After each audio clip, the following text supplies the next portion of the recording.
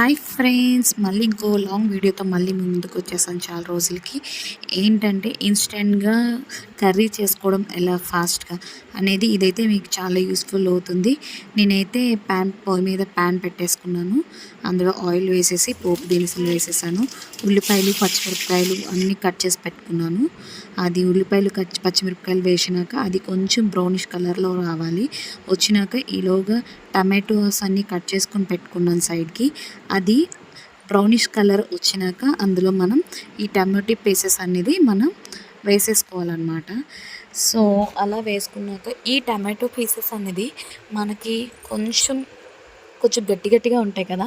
So అది తొందరగా ఉడకడానికి మనం చిటికెనంత సాల్ట్ వేసుకుంటే అది తొందరగా మనకి ఫ్రై అవుతుంది. చూసారా, చాలా కలర్ఫుల్గా అనిపిస్తుంది నాకు. సో అది కొంచెం ఫ్రై అయ్యేంత వరకు నేను అటు ఇటు కలుపుకున్నాను. సో ఇంకొంచెం ఫ్రై అవ్వాలి.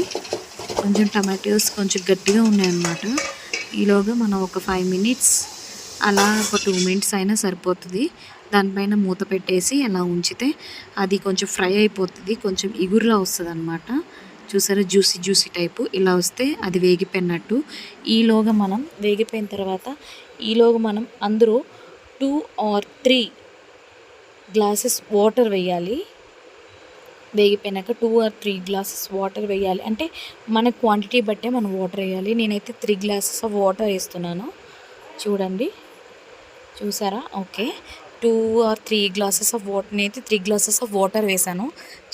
చాలా బాగుంది. అందులో మనం తగినంత ఉప్పు, సాల్ట్, నెక్స్ట్ సాల్ట్ తర్వాత నేను పసుపు, నెక్స్ట్ కారం, సరిపోయినంత కారం, next masala powder, garam masala powder వేసేసి కొంచెం అటు ఇటు కలిపేస్తాం మనం వాటర్లో అన్నమాట. సో ఆ వాటర్ కాస్త ఒక 5 మినిట్స్ ఉడకాలి.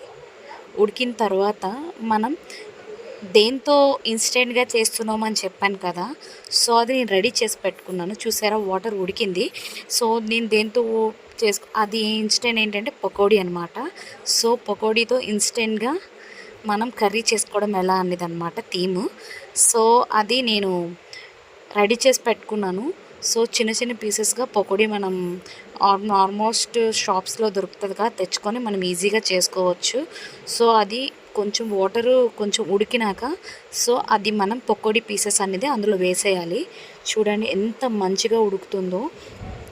ఇది మనం అన్నీ చేసుకొని అంటే చాలా కష్టమవుతుంది. ఇన్స్టెంట్గా ఇప్పుడు జాబ్స్కి వెళ్ళే వాళ్ళు చేసుకొచ్చేసరికి ఇవన్నీ చేయాలంటే చాలా కష్టం కదా.